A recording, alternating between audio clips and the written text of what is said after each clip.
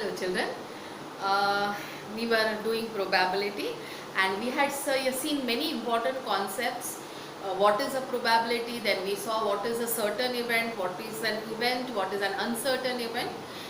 And now we shall see a few more properties of that, 2-3 more properties, and then we'll go to the exercise, which is extremely easy.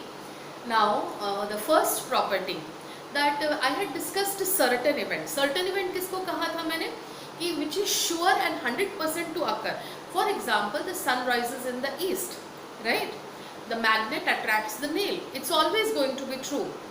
So over here, if an event is a certain event which is 100% always going to be true, probability of a certain event is always equal to 1. And if an event is not possible, यानी कि it is an impossible event, तो what is probability of an impossible event? तो impossible मतलब जो हो ही नहीं सकता. जैसे कि for example, tomorrow the sun may rise in the west. हो ही नहीं सकता, तो it is an impossible event, and probability of an impossible event is 0. Now probability of any event, right? So probability of any event is always less than or equal to 1 and greater than or equal to 0. यानी कि it lies between 0 and 1, or it may be equal to 0 or equal to 1. Now we may further move on to something which is called as exhaustive events. And what is an exhaustive event?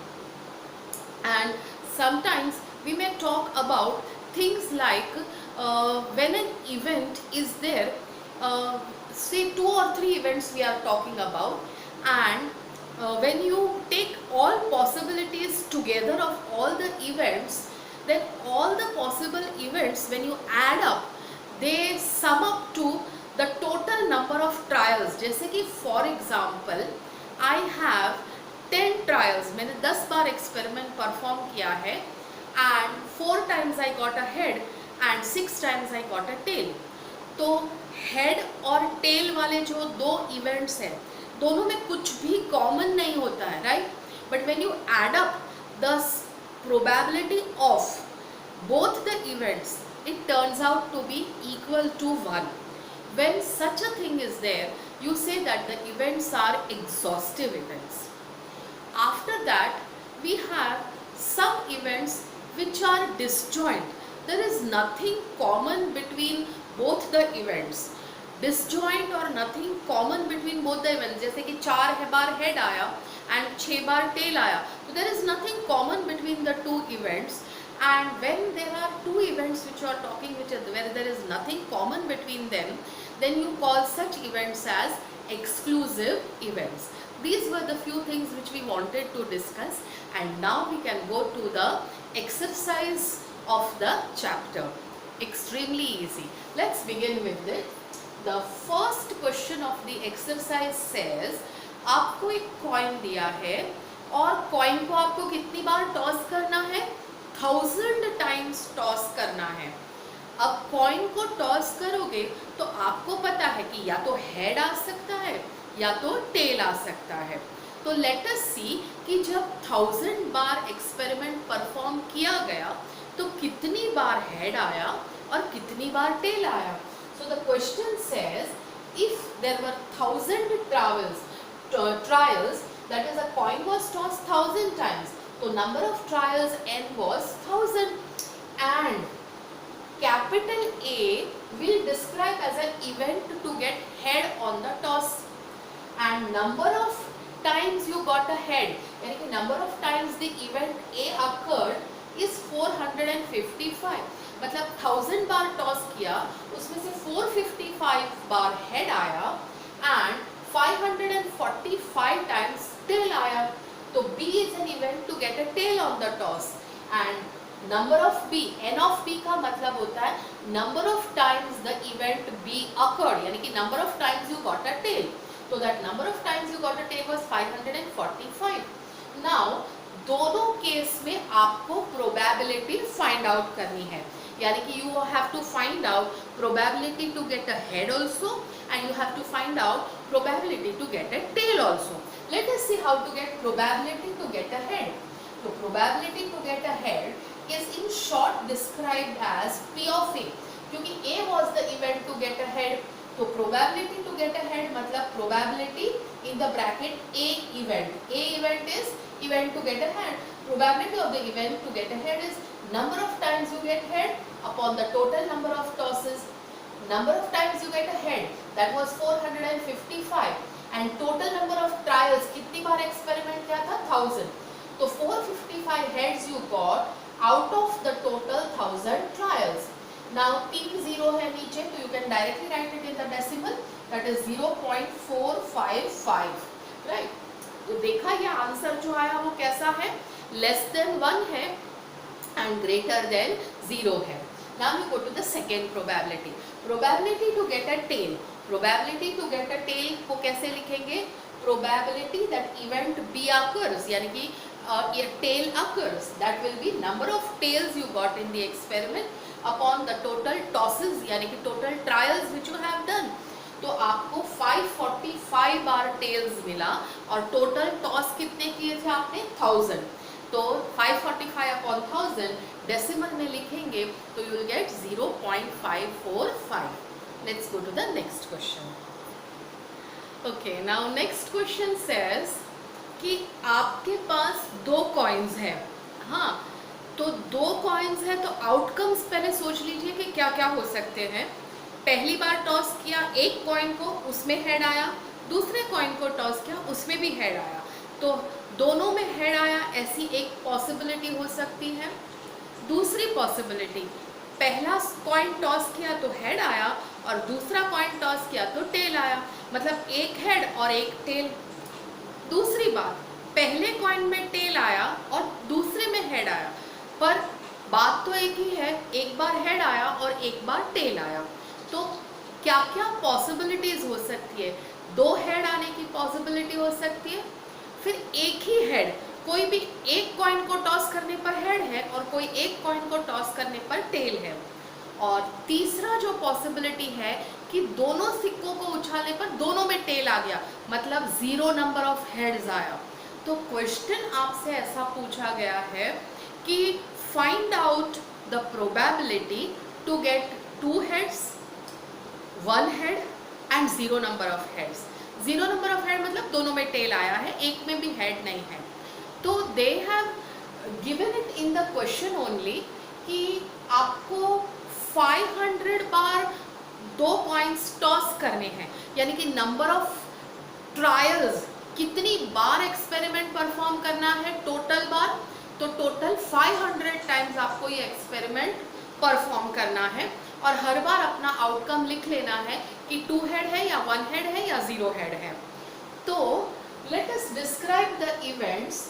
Capital A is an event to get 2 heads, B is an event to get 1 head and C is an event to get 0 number of heads, यानी कि दोनों में tell है. वो number उन्होंने हमें question में दिया है कि 105 टाइम्स दोनों हेड आए, 275 टाइम्स एक हेड और एक टेल आया एंड 120 टाइम्स जो है आपको एक भी हेड नहीं आया, यानी कि दोनों बार टेल आया. तो टोटल अगर करते हैं तो तीन चीज़ का जो टोटल है वो टोटल हो जाता है 500. तो that is an exhaustive event.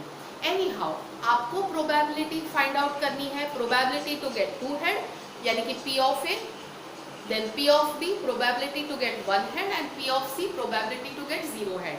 Let us see how to find P of A, यानी कि probability of the event A. Event A is to get 2 heads, यानी कि probability to get 2 heads. कितना लंबा नहीं लिखना हो तो we can just write P of A, that is event to get a head A. How many times 2 heads occurred? तो 105 times 2 heads occur और टोटल ट्रायल्स दिए आपने 500, तो 105 अपॉन 500 विच अगर आप कैलकुलेट करोगे ऊपर नीचे 2 को मल्टीप्लाई करके तो you will get an answer 0.21. Now next is probability of the event B, यानी कि to get 1 head only. Number of times 1 head occurs upon the total number of trials. one head has occurred 275 times and total number of trials is 500. आपका जो event है वो कितनी बार हुआ upon total number of trials करने का हमेशा, तो 275 upon 500 and that comes to be 0.55.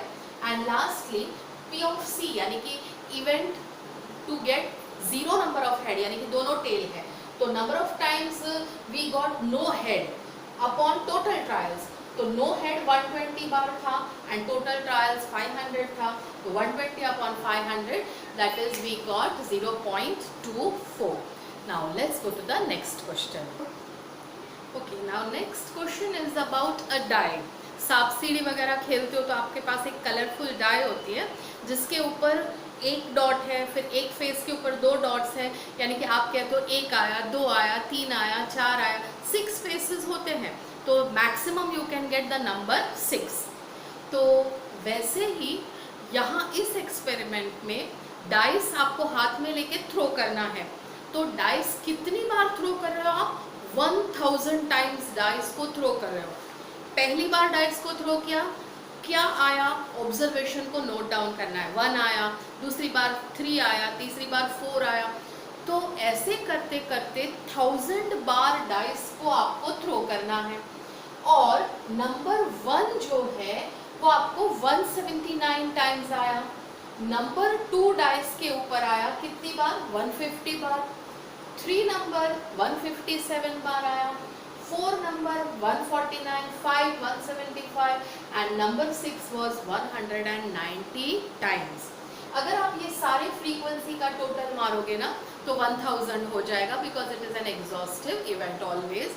तो अब आपसे क्वेश्चन कहा गया है कि find the probability to get 1, find probability to get 2, 3, 4, 5 and 6. तो हमने पहले ही इवेंट्स को डिस्क्राइब कर लिया. कैपिटल ए जो है, we said that capital A is an event to get number 1 on the dice, B is an event to get number 2, C for number 3, D for number 4, E for number 5 and F for number 6. अब आपको हर एक event की probability ढूंढनी है, तो shortcut में कैसे लिखते हैं? Probability of the event A, यानी कि probability to get 1 on the dice is how much? तो जितनी बार नंबर 1 आया होगा upon the total number of trial, तो 179 बार 1 आया है, तो 179 upon 1000 that is 0.179. Probability of the event B, B माने टू गेट द नंबर 2, तो 2 कितनी बार आया है? 150 अपॉन 1000. ऐसे करके P of C that is 157 upon 1000, 149 upon 1000, 175 by 1000 and 190 by 1000. So this is how you can get the probability of the different events. Let's go to the next question. Okay, now next question में they have taken a telephone dictionary. तो telephone dictionary में नाम और नाम के सामने उसका phone number है. तो फ़ोन नंबर कुछ 6-7 डिजिट का होता है. अब फ़ोन नंबर की जो आखिरी डिजिट है उसको क्या कहते हैं? Digit in the units place. तो digit in the units place क्या है? वो पूरे पेज पे 200 नंबर्स है, 200 टेलीफोन नंबर्स है, और हर एक टेलीफोन नंबर का आखिरी वाला डिजिट जो है वही आपको देखना है. तो क्वेश्चन ऐसा कहता है digit in the units place and frequency. तो यूनिट्स प्लेस में 0 आए ऐसे 22 नंबर्स हैं पेज के ऊपर. यूनिट्स प्लेस में 1 आए ऐसे 26 नंबर्स हैं. 2 आए ऐसे 22, ऐसे करते करते 9 आए ऐसे 20 नंबर्स हैं. पर क्वेश्चन क्या है? तो क्वेश्चन है कि आपको डिस्कस करना है उस इवेंट को जिसमें यूनिट्स प्लेस पे नंबर 6 आता हो. तो यूनिट्स प्लेस पे नंबर 6 जो है वो कितनी बार आता है? 14 टाइम्स आता है. तो frequency will be 14 and total number of phone numbers on the page is 200. तो नाउ कैपिटल ए को हमने डिस्क्राइब किया. Capital A is an event to get 6 in the units place for a phone number, and probability to get a number with 6 in the units place of the phone number is number of times 6 occurred in the units place, that is 14, and total phone numbers is 200 on the page. So 2 से divide कर दो दोनों को, तो you get 7/100, that is 0.07. Let's go to the next question. Okay, now our next question is regarded with the weather forecast. Weather forecast means आपको जैसे news वगैरह में आता है कि कल तेज़ बारिश होने की संभावना है, टुमारो द टेम्परेचर में फॉल क्वाइट लो, बहुत ठंडी हो सकती है। तो ये फोरकास्ट जो है वो ऑन सर्टन एटमॉस्फेरिक कंडीशंस वो लोग फोरकास्ट लेते हैं, बट ज़रूरी नहीं है कि वो फोरकास्ट हमेशा सही निकले। तो this question also something like this we are going to discuss, कि इस क्वेश्चन में हम कह रहे हैं कि टोटल 250 टाइम्स हम वेदर फॉरकास्ट करके रिकॉर्ड कर रहे हैं। तो एक दिन में 250 बार नहीं है, ये अलग अलग दिनों की बात है। तो टोटल 250 डेज उन्होंने अलग अलग बार रिकॉर्ड किया होगा अपना वेदर फॉरकास्ट, और उसके हिसाब से उन्होंने डिक्लेयर किया कि कल मौसम ऐसा रहेगा, फोरकास्ट किया वेदर को। तो 250 टाइम्स उन्होंने वेदर को फोरकास्ट किया, मतलब प्रोबेबिलिटी आपको ये बताया कि इतना ऐसा कल हो सकता है। अब जो उन्होंने सोचा वो कितनी बार सही हुआ, तो कैपिटल ए को हम बोलेंगे the event where the forecast was correct, यानी कि जो उन्होंने फोरकास्ट बताया था वो सही में नेक्स्ट डे ऐसा ही हुआ। ऐसा कितनी बार हुआ, तो 175 टाइम्स ऐसा हुआ। फिर कैपिटल बी को हम डिस्कस करते हैं, the forecast was not correct, यानी कि जो उन्होंने फोरकास्ट किया था वेदर को वो नेक्स्ट डे ऐसा कुछ नहीं हुआ, वो फोरकास्ट सही नहीं था उनका। तो सही नहीं था ऐसा कितनी बार हुआ, तो 75 टाइम्स ऐसा हो गया कि वो वेदर फोरकास्ट सही नहीं था। तो आपसे क्वेश्चन पूछा है कि फाइंड द प्रोबेबिलिटी कि फोरकास्ट सही था एंड फाइंड द प्रोबेबिलिटी कि फोरकास्ट सही नहीं था। तो हमने ए को बोला है forecast was a correct forecast, यानी कि पी ऑफ ए का मतलब होता है probability for the event that the weather forecast was a correct one. तो करेक्ट ऐसा कितनी बार था, 175 बार करेक्ट था, और टोटल नंबर ऑफ ट्रायल्स या रिकॉर्डिंग्स हमारे पास कितनी थी, 250। 175 upon 250 and if you calculate you get an answer of 0.7। वैसे ही पी ऑफ बी मतलब probability of the event B. Event B क्या है, that the forecast was not correct. Not correct ऐसा कितनी बार था, 75 बार। तो 75 upon 250 and that cancellation comes to 0.3. So this is all for your today's class, and we meet up next time with the few further questions. Till then, thank you, take care.